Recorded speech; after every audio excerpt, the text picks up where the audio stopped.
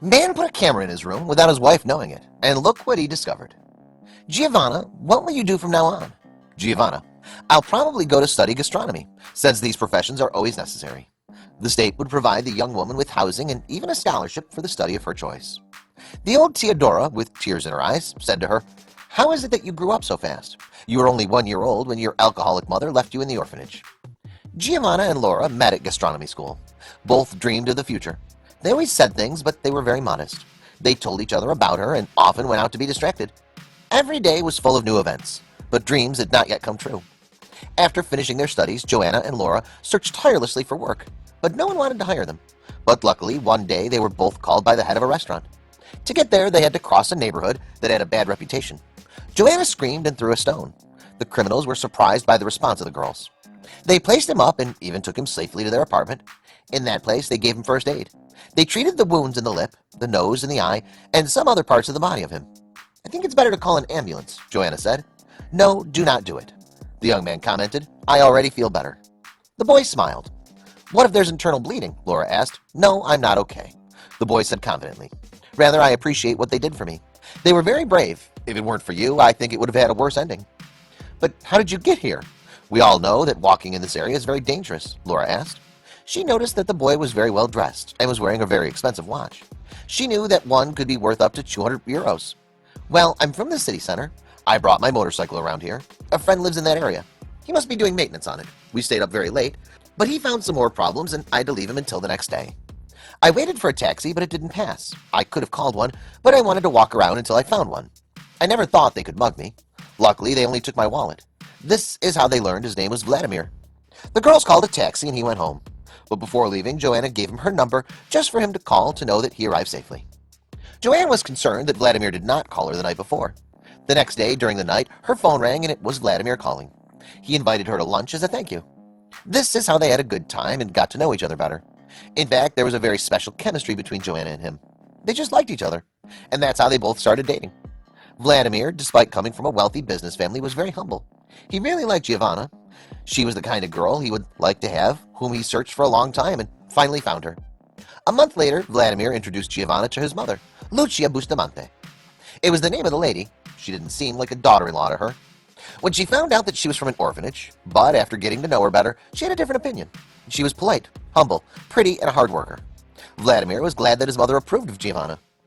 And as time went by, he proposed to the young woman. The wedding took place in one of the best restaurants in Spain. Among the guests were very influential and famous people from all over the country. Joanna felt it very strange amid all the glamour, but she took care of Vladimir's attention. He gave her strength. Suddenly, in the middle of the ceremony, a handsome boy, whom Joanna had never seen before, appeared. "Vladimir, where did you find that beauty?" "Giovanna, this is my friend. He is Andre. He's come here especially for our wedding. He lives in another country." "Hi there," said the bride, totally delighted. Unexpected at that moment, Laura arrived, who was the godmother of the wedding. They all spent the day talking and dancing. In fact, Andre spent time talking to Laura. At the end of the wedding, Vladimir and Joanna enjoyed each other. Happiness overwhelmed them, even more so when they acquired their own home. But the young man's happiness was interrupted when Andre came to Spain to stay. Every time he came to visit Vladimir, he felt that his wife was very happy just seeing him. Vladimir even had a fight with his friend. Andre, in fact, apologized if he ever bothered him. "If you know that I like beautiful and decent girls as well as Joanna, but she's your woman and she would never get me into your relationship. If she's ever bothered you, please excuse me."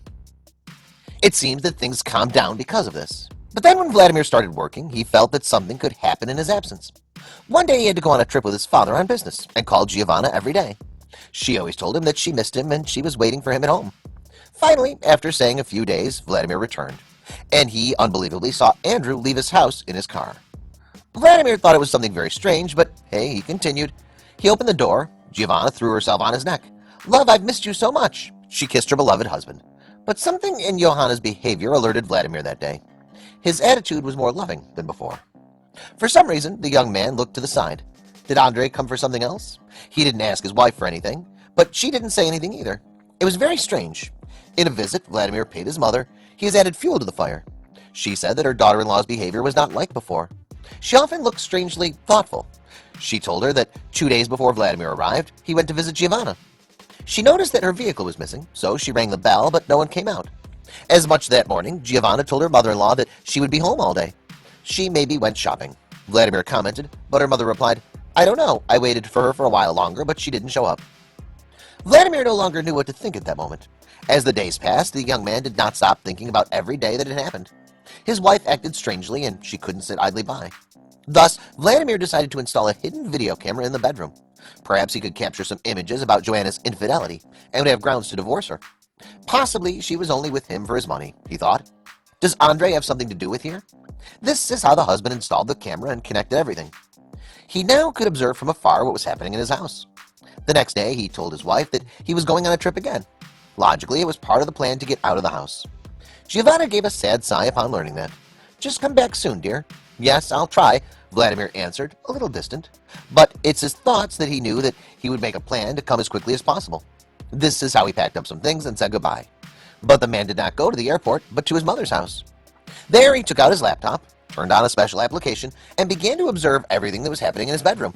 At first, Giovanna was shown alone in the room. She then left her, and suddenly a figure of a child appeared on the screen. Later, a girl of about 7 years approached.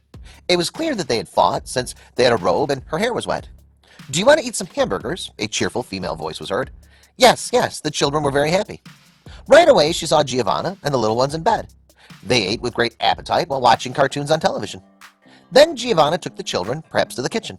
Vladimir thought. After a few minutes, they returned to the room again. But who are these children? They couldn't possibly be children. She's only 24 years old, and the children are big. Where did you bring them from? Vladimir did not want to wait any longer. He arrived at the house, ran and opened the bedroom door, and there he found Giovanna, who was very surprised. She was pale. But what happened, love? I didn't go anywhere, Vladimir replied sadly.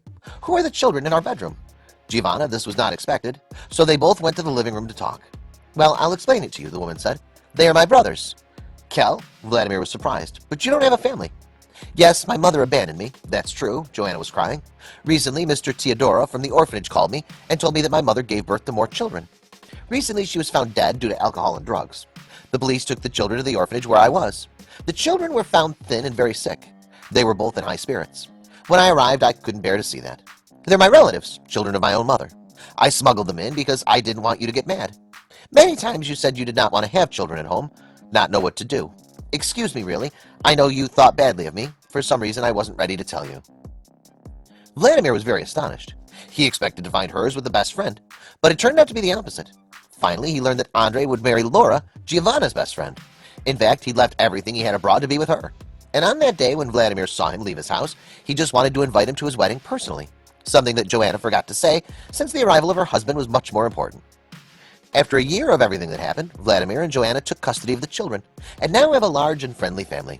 What's more, they'll soon be parents. Mistrusting our partner can often cause conflict. Distrust in this story nearly separated two great friends and nearly ruined a marriage. All for thinking and not talking.